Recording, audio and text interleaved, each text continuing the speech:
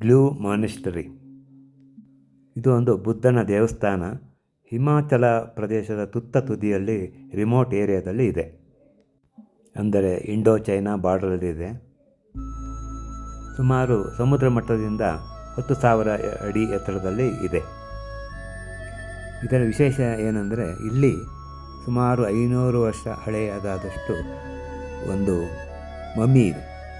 ಈ ಮಮ್ಮಿಯು ಸಾಂಗ ತೇಂಜಿನ್ ಎನ್ನುವ ಒಬ್ಬ ಬುದ್ಧ ಸನ್ಯಾಸಿಯದಾಗಿದೆ. ಇದು 500 ವರ್ಷದ ಹಿಂದೆ ಅವನು ಸತ್ತಿದ್ದಾನೆ. ಈ ಮಮ್ಮಿಗೆ ಯಾವುದೇ ತರಹ ಕೆಮಿಕಲ್ಸ್ ಯೂಸ್ ಮಾಡಿಲ್ಲ. ಹೈ ಆಲ್ಟಿಟ್ಯೂಡ್, ಡ್ರೈ ವೆದರ್, ಇದರಿಂದನೇ ಮಮ್ಮಿಫೈ ಆಗಿದೆ. ಈ ದೇಹದಲ್ಲಿರುವ ಕೂದಲು, ಹಲ್ಲು ಮತ್ತು ಚರ್ಮ ಈಗಲೂ ಕೂಡ ಇದೆ. 1975ನೇ ಇಸ್ವಿಯಲ್ಲಿ ಅರ್ಥ್ಕ್ವೇಕ್ ಆದಾಗ, ಭೂಕಂಪ ಆದಾಗ ಇದು ಸಿಕ್ಕಿದೆ.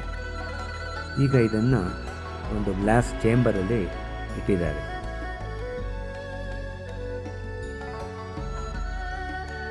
ನೋಡಿ ಹೇಗಿದೆ ಮಮ್ಮಿ. ಸಾಂಗ ತೇಂಜಿನ್ ಅನ್ನುವ ಬುದ್ಧಿಸ್ಟ್ ಮಾಂಕ್, ಇವನ ಮಮ್ಮಿಫೈಡ್ ಬಾಡಿ. ಇದು 500 ವರ್ಷ ಹಳೆಯದು.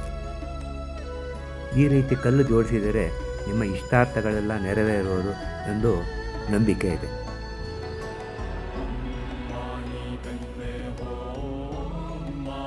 ಈ ಗ್ಯೂ ಮಾನಿಸ್ಟ್ರಿ ಟ್ಯಾಬೋದಿಂದ 35 ಕಿಲೋಮೀಟರ್ ದೂರ ಇದೆ. ಕಾಜಾದಿಂದ 80 ಕಿಲೋಮೀಟರ್ ದೂರ ಇದೆ.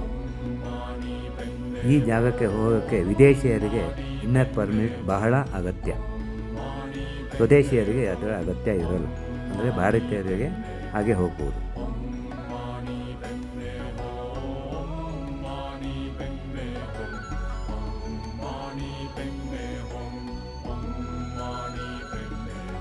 ನಮಸ್ಕಾರ. ಜೈ ಹಿಂದ್.